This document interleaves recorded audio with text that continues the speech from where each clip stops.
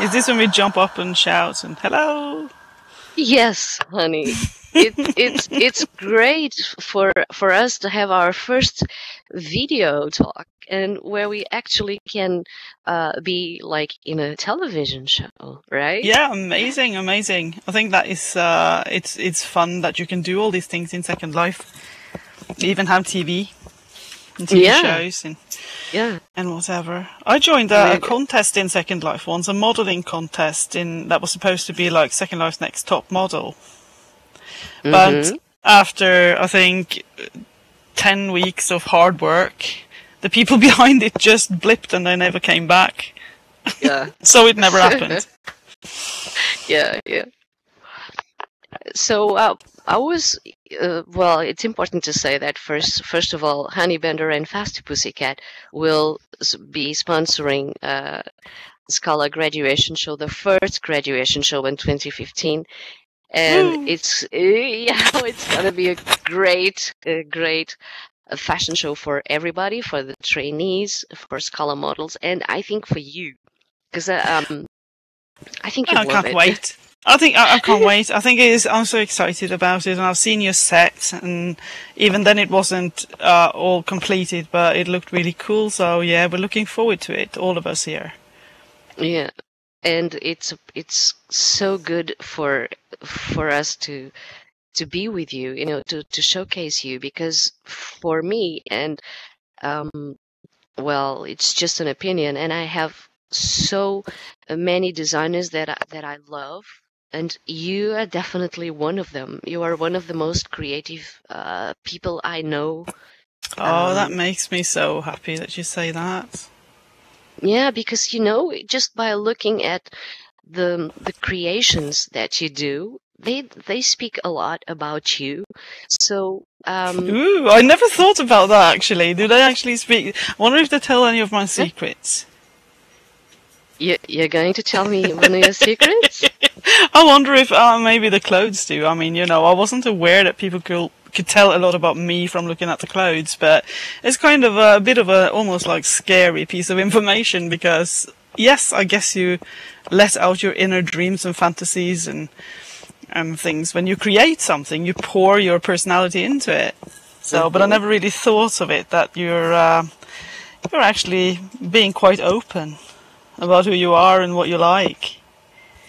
Yes, if you pay attention to details, and not only from that, but because I know you for quite some time in SL and in Second Life, 3-month period can already be, many things may change. So I've known you for years in Second Life, and working with you and knowing what you want and what you would like, and to a little bit of, you know, what you need, what you would like the models to add to your outfits.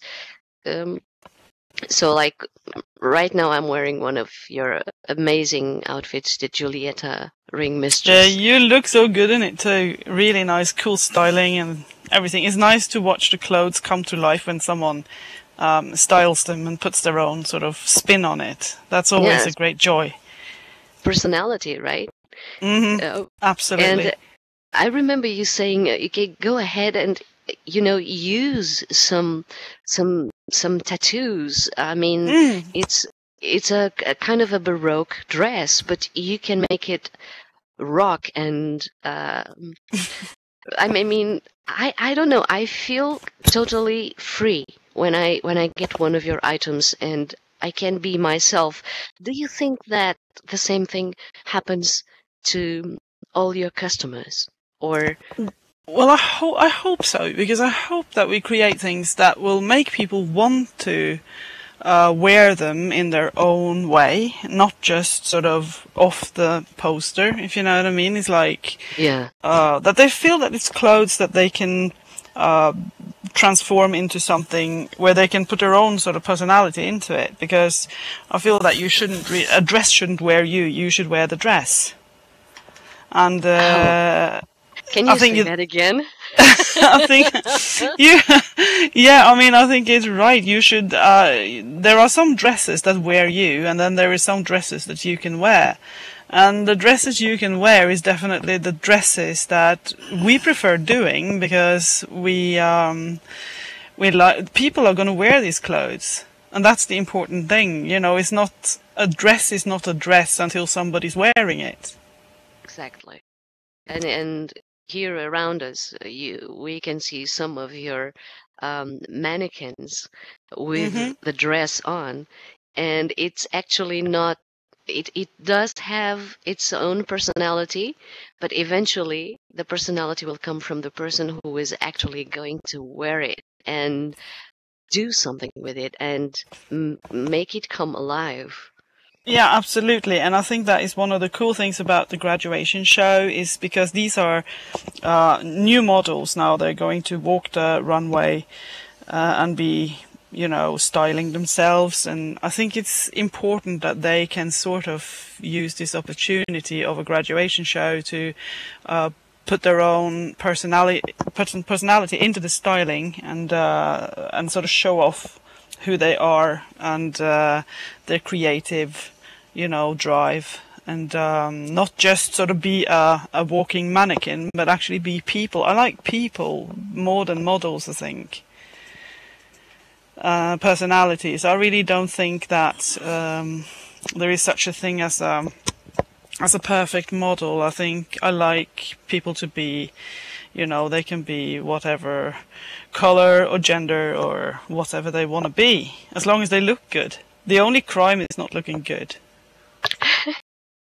Exactly. I think. And one important thing is to actually be yourself, right? Exactly. And I mean, I have heard people that are so uptight about, especially things like gender, that, you know, oh yeah, but you're not really a girl or you're not really a boy. And it's like, what does it really matter?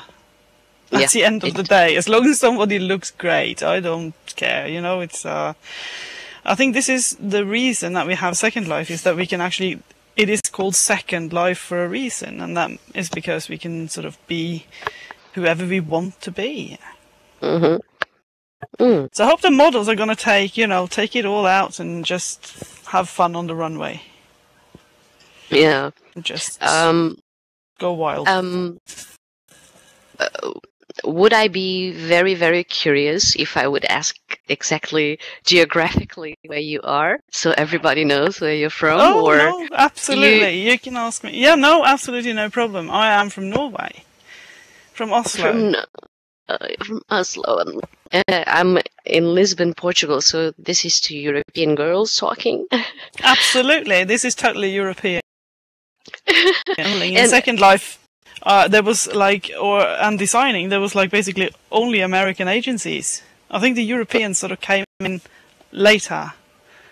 Because I used to do shows at the wild hours in the morning, you know, because all shows would be around sort of 4 a.m. for me. I would set the alarm clock at the most crazy times on the weekend in order to walk in runway shows. Sort of back in 2007, because there was basically American agencies and American designers, but that's changed a lot. We have I think we have been through a lot since we started. 2006. I have Kryptonia from 2006 as well. Myself from 2007, and it's like 7 and 8 years in a metaverse universe like this one, like Second Life, and we never actually left. No. We stayed. Some people stay, yeah, I know. I know a lot of people. Why did you stay, honey? Why did you stay? Yeah, that is, a lot of people have asked me that what made me stay. And do you know what? I have not ever once thought about leaving. I haven't even had a long break from it. Yeah. I mean, I might not do the crazy hours that I used to do back when I was a new avatar, when I would sometimes be here, you know, around the clock on weekends and stuff, and never go to bed. But I have never thought about leaving. I've never wanted to leave. I think that's after I started as a dancer, and then when I quit that and started designing, no, I started modeling, and then I started designing. So there's always been something new to do. Oh yeah. And a new challenge. There's always been lots of new challenges. And I think if I had remained a dancer, I probably would have left, because after a while that just gets old. But then I started modeling in 2007. No, I actually started modeling in 2006. Oh God! But yeah, in Aspire, I still have the outfits. I haven't been able to throw those outfits away because they're so sentimental. They have a sentimental value for adored clothing and for Callie Klein. And when you are designing and you are thinking of something that you really want to actually see in our second life, I mean, where do you go to inside yourself? I mean, where did you come with the idea of this particular outfit that I'm wearing right now, and the one that you're wearing right now, by the way, which is, you just told me. May I say it? Yeah, it's absolutely. Your first original MASH outfit. Absolutely. What is the process inside you that really knows, how this is going to look like this or like that? Where do you come from inside? I think a lot of different places. I mean, like this dress that you're wearing was an early Christmas release. Yeah. The Christmas collection this year was called Children of the Revolution. And what that actually started with was, it started with me hearing this old record, an old T-Rex record called Children of the Revolution, which I thought, oh, wow, this is really a very good record. So I kept listening to it, and I thought this is more like a punk anthem than glam rock, really. And I wanted to do something revolutionary. I wanted to do fashion revolutionaries, and I had this sort of vision of anything from the French Revolution to the American Civil War, uniforms, and lots of things like tartan and medals and gold and velvet and very rich materials, and it all sort of turned into a whole sort of army of glamorous gowns, basically. Because I thought, I wanted to do something. I saw like these women dressed in the most awesome gowns, but with their hair really in a mess and standing in the middle of a battleground. Yeah. And it is probably because I've always sort of thought, I discussed it with someone earlier that about fashion. I've always sort of thought that clothes, at its best, fashion can change the way we think. And I think fashion can change the world. I don't think it's the opposite way around. I don't think it's the world that changes fashion. I think fashion sometimes changes the world, because it changes how we live and how we communicate, who we are. And I think all those sort of things came together when I kept working on this this collection. You see, that's why I was telling you before, just by looking at your outfits, buying your outfits, wearing them, it says a lot about you. That's fun. But do you feel revolutionary when you wear that dress? I mean, don't you feel like you're dressed for a very glamorous battle when you wear that dress? You look like a very sort of yes. That's glamorous Joan of Arc. Yeah, that's why at the same time I'm wearing gladiator boots, because it's somehow this dress. I mean, I have to say, you offered it to me as a Christmas gift, and I thank you so much for it. And when I saw it, I think I've been wearing it for days. And that's so cool. I didn't take it off. I go everywhere with it. You sleep with it. Sleep with it, so probably it needs to go to the. I need to go to the laundry with it, and clean it, because because I've been wearing it for days and days. Because at the same time it allows me to have something that I really like, which is wear absolutely no jewelry at all, but the dress. But your styling itself, is perfect. the dress speaks for me.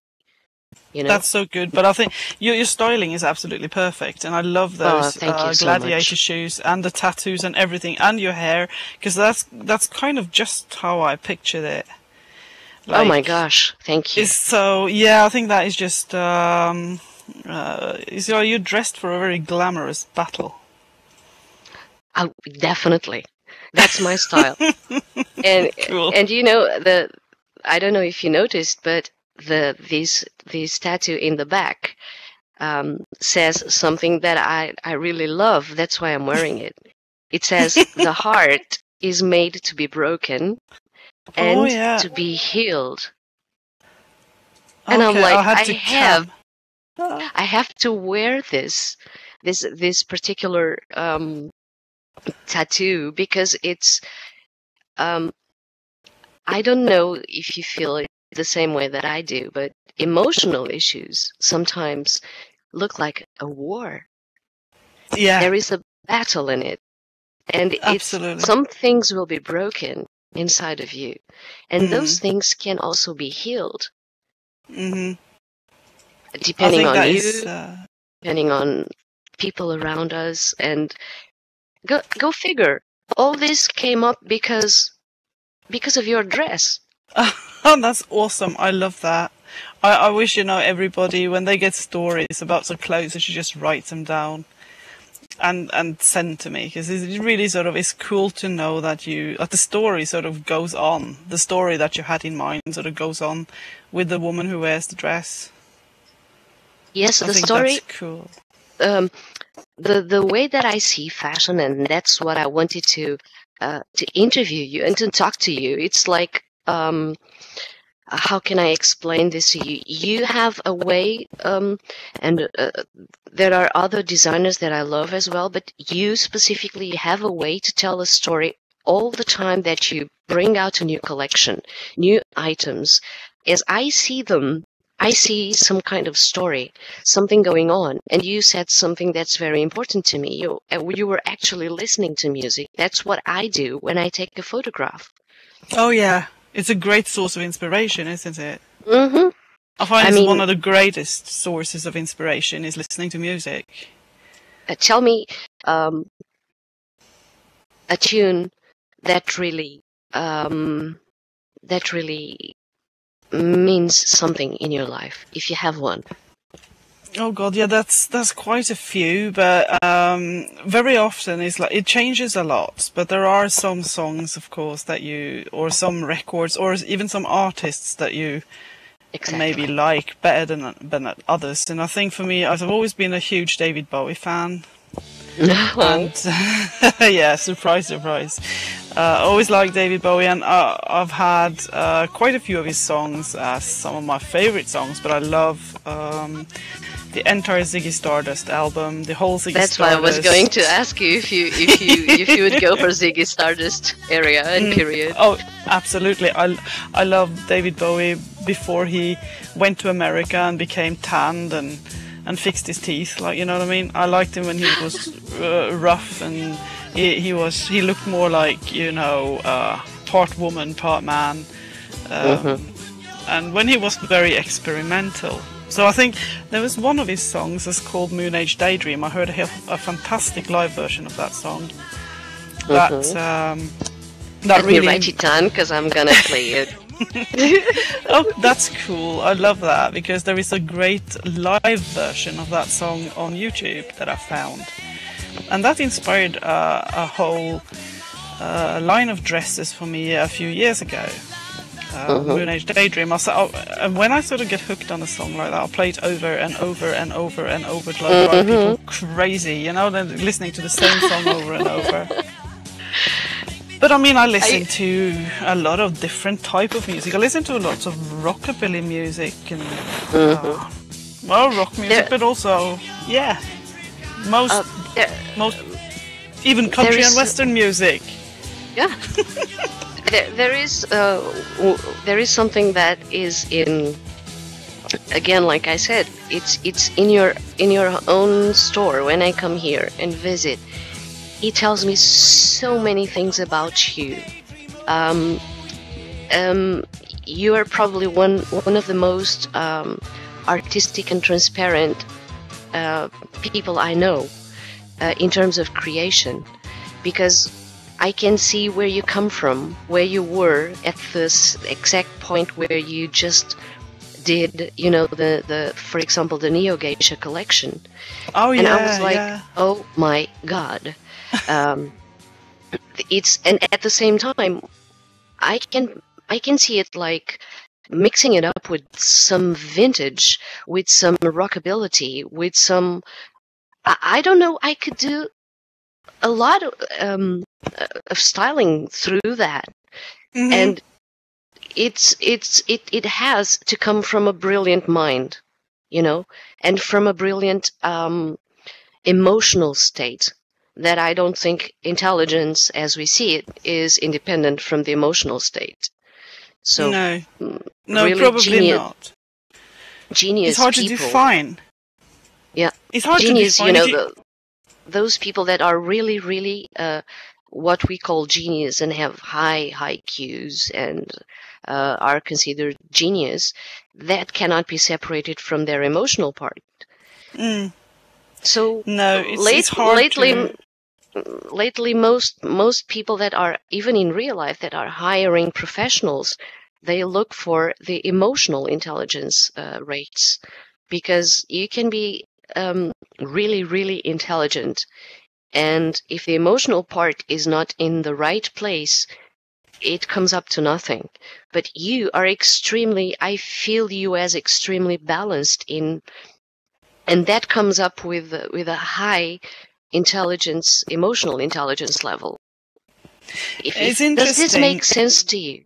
Yeah, I think it's interesting because it reminds me of a discussion I have had with my husband quite a few times actually, and that is empathy. Can empathy and intelligence ever really be separate, or do you have to be intelligent in order to be to have empathy for other people and to feel and put yourself in their place, which is an emotional side?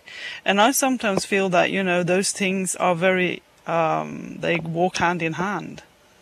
I'm not saying that you have to be intellectual in order to be emotional, Exactly. but I think I think they're very sort of linked together, and because being emotional also means that you have the ability to maybe put yourself in someone else's place and feel what they feel. You know, quite the opposite of being a psychopath. You know, you can, or a sociopath. You know, you can actually. You don't want to hurt someone because you know that they will hurt. You can put yourself in their place. So I think that is very linked to being intelligent on some levels. And I would also think that being emotional and creative is linked to the intelligence. Some form of intelligence, anyway. Yeah, the mysteries of the mind. Because yeah, I know. When we say, "Oh my gosh, my heart," I just have a broken heart. Actually, your heart is good and healthy. The problem is everything goes on in the mind, in our nervous system, and everything. God, yeah. And tell me about it. I suffer a lot with insomnia. And tell me about it. It's horrible, like, you know, because then your mind sort of goes haywire and all your thoughts and everything sort of just churns around and round in your head, and you can't think, you can't sleep, and you think you have to sleep because you know you're going to work in the morning, and that's horrible. But that's when you really know how destructive it can also be to think too much. Sometimes you just want to be able to turn off. So it's like when our body is ready to rest, our thoughts keep running miles and miles and miles in our heads, and you just cannot stop them, or at least we feel we cannot stop them. So the body responds to that, and we just don't sleep. No, I think that's exactly right. I mean, I have some bad habits that I sometimes, before I go to bed, I scroll through my Instagram, or I'll go to my inbox and checks. You know, I do something that activates my mind, which I've been told is very bad if you want to have a good quality night's sleep. So if I have any New Year's resolutions, it's not to go to Instagram, you know, before I go to bed, because it makes my mind active, and you can't really sort of turn off then. And I have to get up really early because, you know, I'll go to real life work in the morning. So yeah. But I think that activating your mind like that is the funny thing is, though, I have no problem sleeping once the alarm clock says 6 o'clock. Then I'm, you know, dead to the world. I can so relate to that. Oh my gosh, that's so true. Yeah. Is there a particular moment of the day or that triggers your creation? When I really need to create something, or it's just something that happens scheduled, and you schedule, no, tomorrow I'm going to create this or that, or is there something that really triggers you? You said sometimes it can be a tune, a song, or very often it's music, but it's also a time of day. There's certain times of day when I'm more creative than other times of day. And this is going to, I think this is going to be a shock because it's not very romantic, but I feel that I am at my most creative really early in the morning. I'm a morning person, really. If I've had a good night's sleep, then I like to get up at 5 in the morning. I'm there. I can work, because I think it also means that, Oh, really? Really? Oh, that make me feel so freaky then. But anyway, I also think it's nice to come to Second Life that early, because there's so few people around, so that, there is no one around, you can work. It's almost like you're alone in the whole metaverse. Yeah. And you can just do your thing, and the house where I live is quiet, and the cat is quiet, and everything is quiet. And it's, that's when I feel most creative, because I think then I feel free. But of course, sometimes I get the urge to create something at a very inappropriate time, like, if I really should go to bed or if it's really too late. But I tend to be most creative early in the morning. If I go to bed on a weekend, if I go to bed around 1 a.m., I can get up at 5, and then I can work for a couple of 3 hours. Same here. Same with you. Same here. Really? Mm-hmm. Yeah. So do you really sort of tiptoe up early in the morning, not to wake anybody up? So that I do that too. Yeah. Well, I don't have to, because everybody here at my house has a heavy sleep, so I just can go around and. That's wonderful. My husband is looking at me with a strange look in his face. But it's really going into sitting at my desktop and for me, it's all about a lot about music. That's why I was asking you, because I think that's part of your life. I feel it in you. I don't know how. What's your favorite music? Oh, then you just turn the interview around. Let me see. I wouldn't know.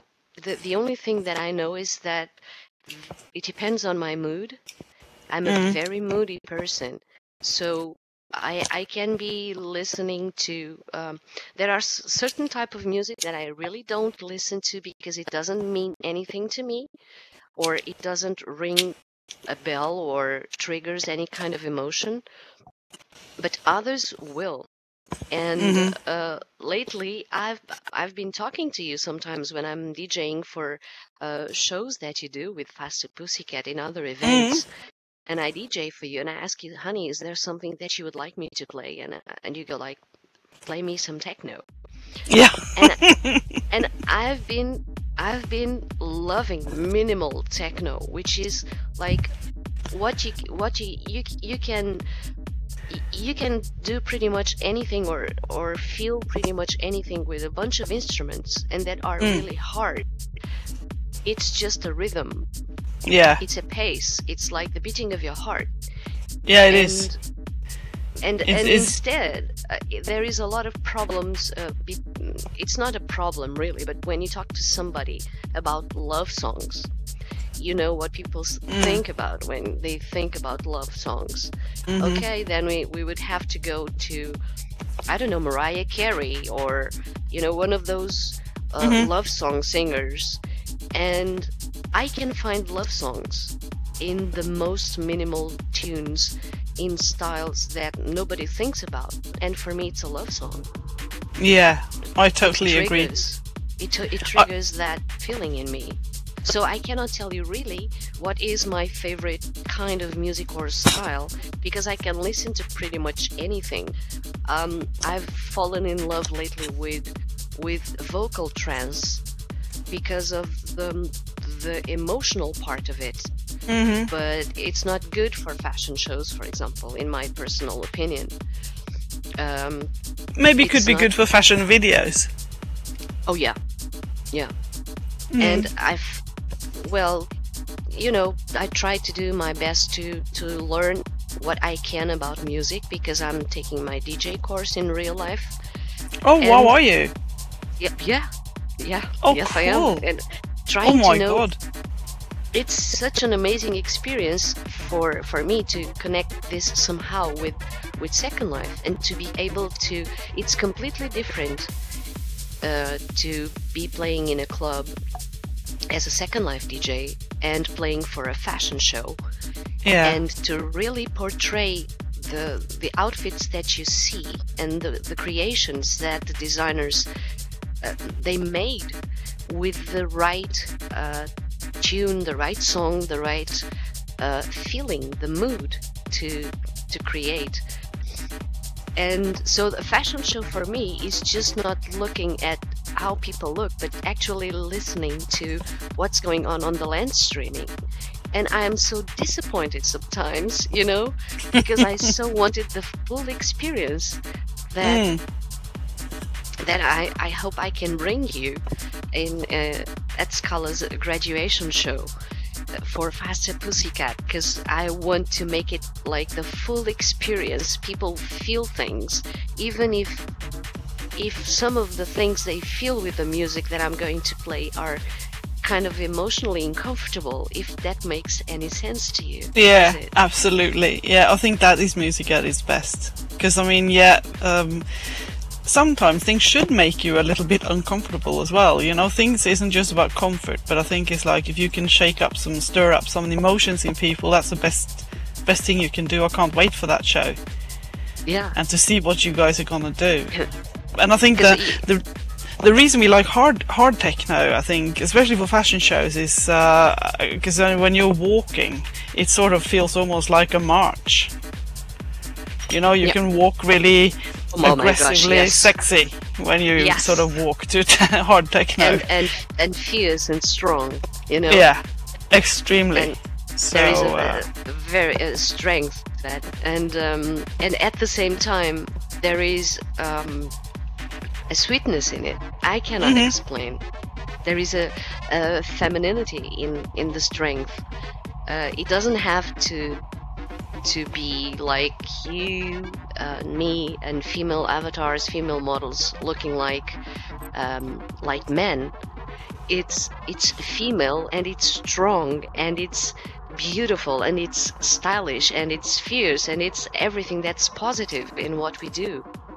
Yeah, I think it's even more stronger and more it's stronger the more feminine the models actually look. I think it's femininity at its best is when a woman is allowed to be a woman. I'm not saying that tough girls don't have their own sort of edge, but I think that when a woman is allowed to be feminine, it's like it oozes a lot of strength. It's like Helmut Newton's models. Yes. It's like, do you have a favorite real life designer? Or yes, I do. I do. I have. We were talking about it earlier, and Because a lot of people in Second Life have compared me to Vivienne Westwood. It feels almost embarrassing even to say it, because it's an honor. But my favorite, I think my utmost favorite designer of all time is John Galliano. What he did for Lord. Dior.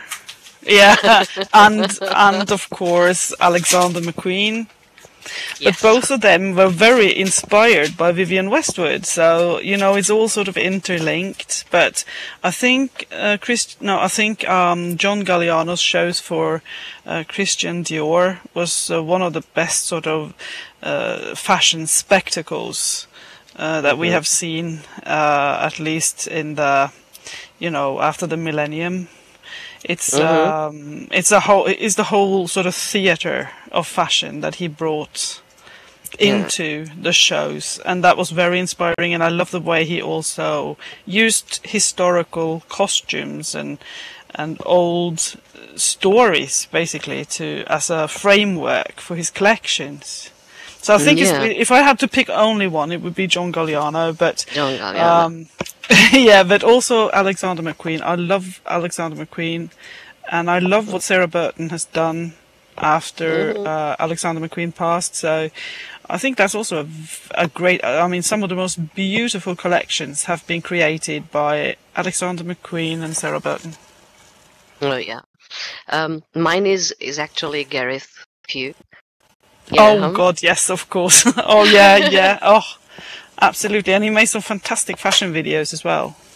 Yes, because he both I think in completely different ways, of course, but Gareth Pugh are truly artists in what they do, and Alexander McQueen definitely. Absolutely, yeah. I think it's just like they are sort of creators that remind me on how it was like to be a fashion designer when haute couture was really big in the 50s, and when fashion really had a whole different standing. I think it wasn't so much fast fashion, and it was more like more a theater. The entire the whole idea of dressing, not just the dress, but the whole idea of putting on a dress.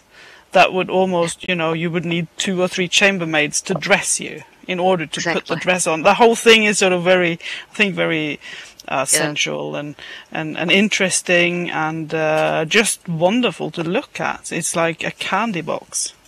Yeah, that's it's very curious that you mentioned that,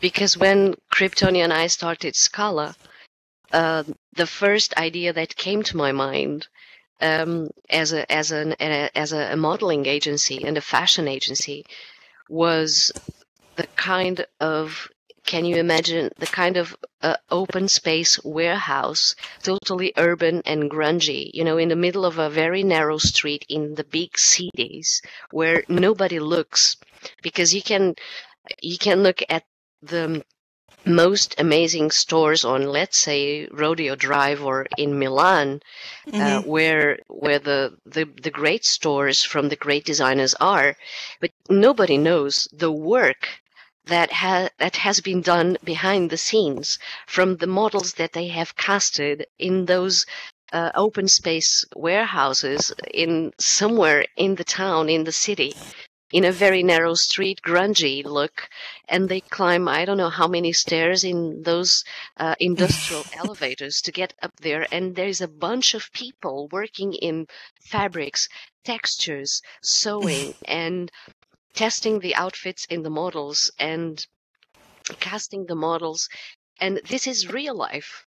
The real life is not really the store and the beautiful, I don't know, the beautiful store that you see in Rodeo Drive or in the best cities of Milan, Rome, Paris, Tokyo, etc. It's what is behind the scenes. How long have they been working on that? Casting models, and this is more SCALA. That's wonderful. That's cool. Because you get the element of surprise. Yep. It's very, very backstage thing, the work. And now that we're talking about it, nobody really knows unless you are a designer. The work that you put and the hours that you put into a creation. The same thing as somebody who doesn't work for a fashion agency, even in Second Life. The work it takes for weeks and months, sometimes prior to a fashion event. The work that is done behind the scenes. So when the audience gets there and they see an amazing fashion show or a fashion event, they think, oh, well, that came up like whoosh. No, I mean, the work that we did before was huge. Hours and hours of meeting, of getting together, of brainstorming. And you know that, right, honey? Because most of the greatest ideas ever come from great conversations. Absolutely. And I think sometimes when you see something, a big show taking place and everybody sits there and watches and everything sort of runs its course, and you think that, oh wow, that it passes so quickly.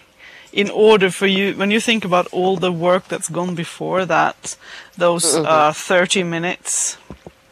But I guess that's the beauty of the art, if you can call it that. I mean, it's the same thing with a ballet, all the hours of practice and practice until your toes bleed is what it takes. Yes, that's the idea that we have as a fashion agency and a modeling agency is all about the art. It's cool. all about. Yeah, that's cool. It's really cool. I've got to congratulate you, see, on both the awards you've won. Oh, thank you so much. Both for the agency as for Model of the Year. That was a fantastic thing to actually accomplish. Totally. Thank you. Thank you. I'm really speechless. I rarely speak about the modeling, the fact that somebody decided that I voted for me as like the favorite female fashion model, because I haven't been modeling lately. But since 2009, beginning of 2009, there has been a lot of work, a lot of hours spent in developing, into turning into me, turning into C. Because believe it or not, I think that there was a period of time where I didn't know who I was. That takes time. Yeah, it took time. So I was but it's so paid speechless. Oh, thank you. No, yes. I thought it was totally deserved. Thank you so much. In terms of, let me just a couple of more questions before I let you go, because this is a long interview, long chat. I mean, I could chat with you like forever. Oh, wonderful! It doesn't feel like it just it's cool to get some different type of questions. I like that. I like all this probing into sources of inspiration and things like that. It's the sort of things I want to know about people. Yeah, because I want to know, are you an avid reader, somebody that loves to read? Absolutely. I read a lot. I read a lot of... I read novels, but I also read a lot of non-fiction books. Mm-hmm. Basically because of my job, I read a lot of non-fiction books about fashion and history of styles. I got a fantastic book for Christmas about Gothic styles, things like that. And I love coffee table books, but I do also like to read novels. I read a lot of novels.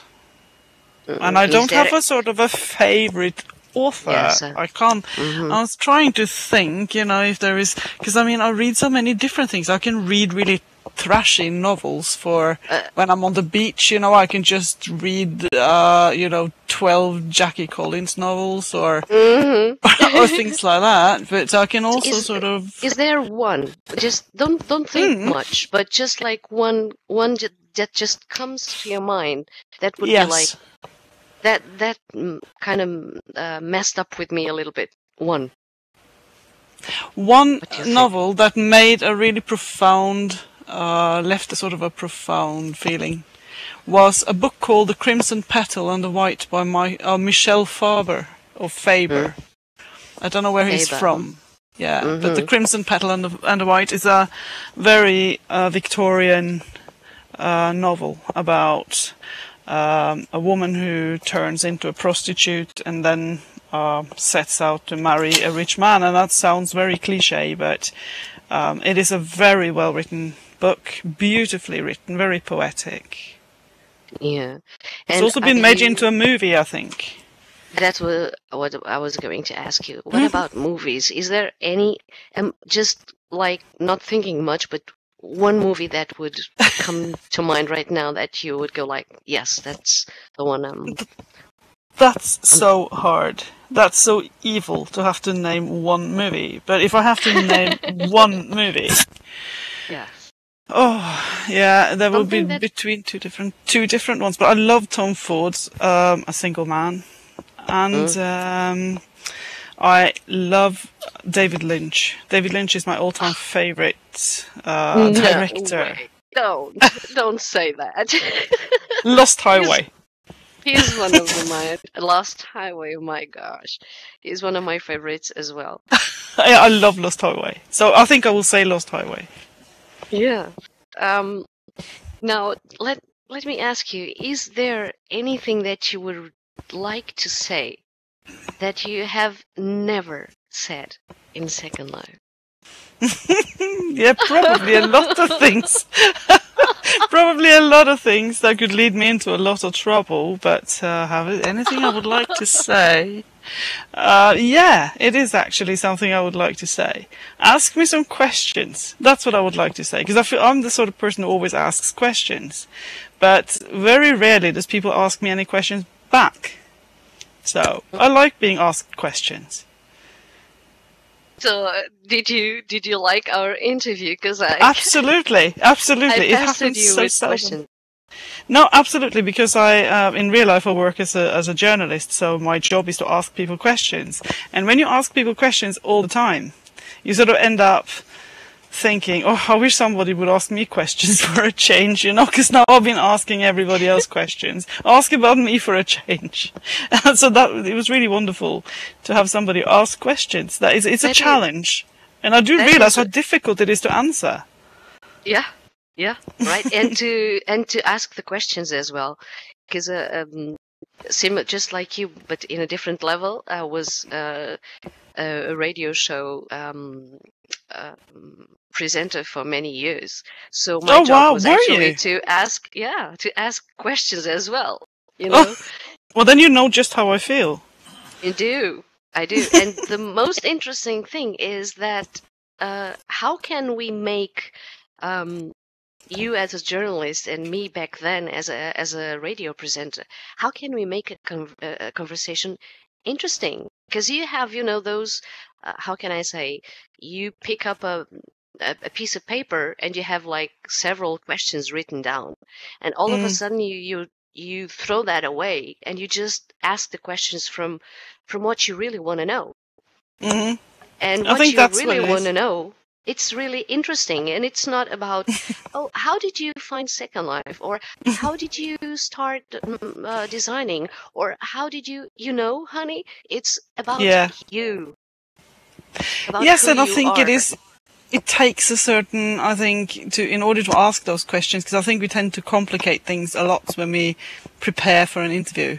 And you think, oh, I got Mm-hmm. to ask about this and that, and remember to get all the facts. And sometimes when you just get a lot of facts, you don't really get anything that's real.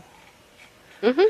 You just get all the facts. Exactly. You get the So, dates and the prizes, but you don't really you don't get maybe the person behind it, but it takes courage, I think, to ask the simplest questions, because we think, oh, that's such a simple question, I can't ask that. But mhm, sometimes it's the simplest questions that is actually will tell you the most. exactly. And the most interesting interviews, in my opinion, are the ones that you actually see when you are at a coffee shop and you listen to two friends talking to one another, to each other, and that is an amazing interview. And I'm like, oh my gosh, I just want to do this because that's how we know people. It's so funny you should say that. Do you listen to people's conversations? Because I do that a lot in real life. I listen to other people's conversations, not because I'm trying, but I just sort of enjoy it. I just sit and listen to people's conversations, and it just sort of it entertains me. Yeah, they tell stories, and the most interesting thing about human beings is that we all have stories to tell. Mm-hmm. So why don't we listen to those stories? It's not like you said, we were sitting in a coffee shop and, I just be quiet and listen to what everybody's saying. No, it's just that something pops up in your ear and you suddenly become interested in what's going on in that conversation. And all of a sudden you realize it's actually an interview because one friend is asking questions to another, the other one is answering. And you get like this amazing story about what's going on in their lives. We're not bribing. We're not going like, oh, I want to know what their lives is about and blah, blah, blah. No. People are unknown people. They just go and live their lives. And you just learn something. But I think I totally agree, and it's like I will even do the sicker thing. I will actually sit there and wonder about their lives and everything and make up the missing parts in my mind and just fantasize about it and who they are, and it just sort of, I don't know, call it nosy. Maybe I'm naturally nosy, but I think that one thing that you said about why don't people listen, and I think that's a very good question, because I think in today's society people are more interested in talking than in listening. People don't listen, people just yak. Yes. And that is, if you took the time to listen or to be quiet occasionally or just listen to someone talk, you would learn a lot of things. But people seem to be more busy talking than they are about listening. Because haven't you ever had a conversation with somebody and you speak, and when you say something, you can notice that they're not listening because they're just eager to tell you something else. They don't pick up on what you just said, or they don't follow up with a question about something that you've just told them. They just sort of, waffle along about something else. And it's like, it's obvious they're not listening to a word you're saying. Yeah. That happened. What happened if I would just stay quiet for a while? You mean here in this interview? Yes. That is a very devious trick, because I know this from my job when I interview people, that if you dare to be quiet, or if you ask a question that the other person feels uncomfortable, and then you just go quiet and they go quiet, the chances are that the other person will say something very revealing about themselves. Because I think people are afraid of silence, and those silent breaks can be really unnerving. So if you just went quiet now, I'd probably say something really dumb, and something I didn't plan on telling you. You said something that is really, really, that's what I wanted, and you said it. It's like, how heavy for us can silence be? How many times do we offer ourselves the gift of just being with somebody in silence?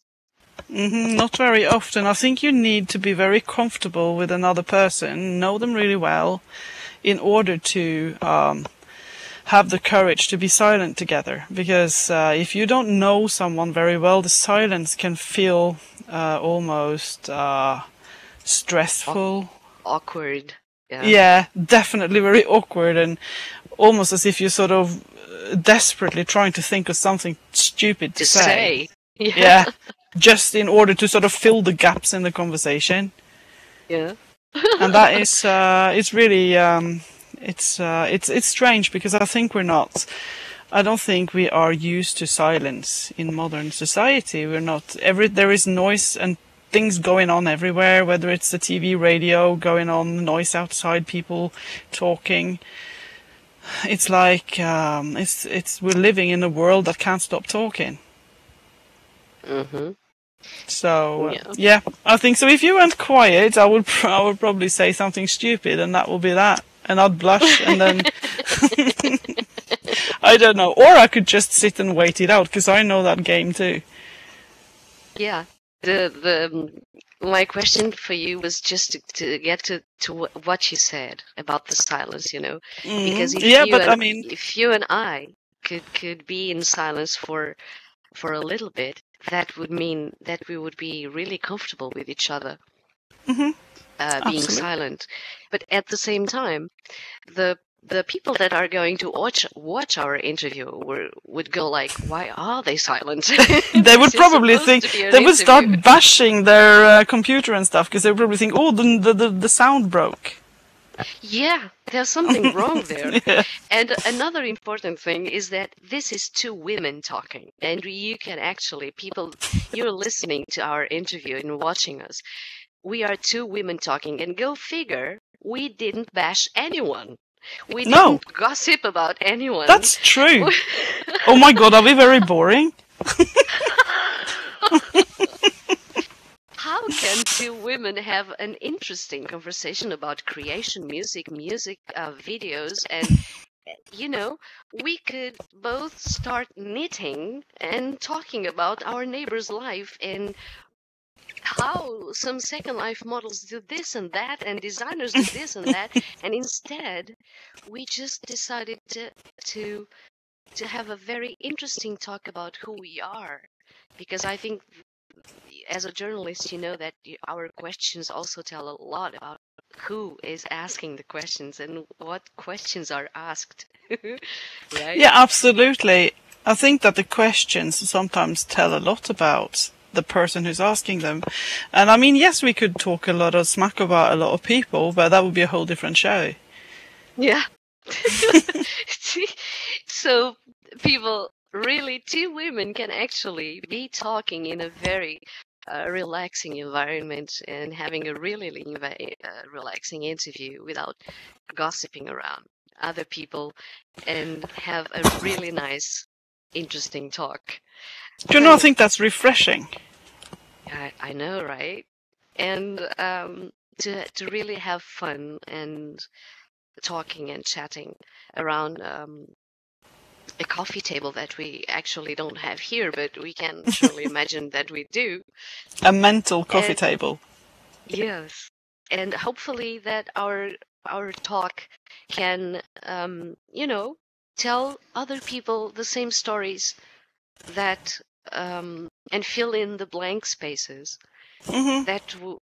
That the same thing we do when we listen to somebody else in a coffee shop talking, and fill in the blank spaces about our conversation. That is, conversation / interview. Absolutely. You are always a huge pleasure to talk to. You're one of those people that I could talk for hours. And thank you so much, because we decided we would talk like yesterday, right? Yesterday we said, let's do it tomorrow. So no time like the present. Yes, there was absolutely no preparation. I had no time to write any kind of questions. I just wanted to talk to Honey. And that's so great. Right? Thank you for asking such fantastic questions, See. That was so cool to actually get some questions that I never could have prepared for. Yes. And I would love to thank you for supporting us with your brand and your creativity for our graduation show. It's a total pleasure. So I so want you in the end to feel like fulfilled and feel like your vision has again come true in a world that we live in that is Second Life. It's not a game. It's really part of an extension part of our lives and personalities. Yeah, amen to that. I can't wait. It's like having Christmas after Christmas. Yes, it's going to be a second present. A Yeah, second wonderful. gift. Yeah, I'm really Yeah. looking forward to it. And I hope to see you there, right? You have a VIP Absolutely. seating. Absolutely, we'll be there, both me and the Cour and Pussycat. So yeah, we'll be there with bells on. Thank you so much, honey, for spending some time with me talking and putting up with my weird questions. Oh, anytime, C. Thank you so much for doing this interview with me. SCALA.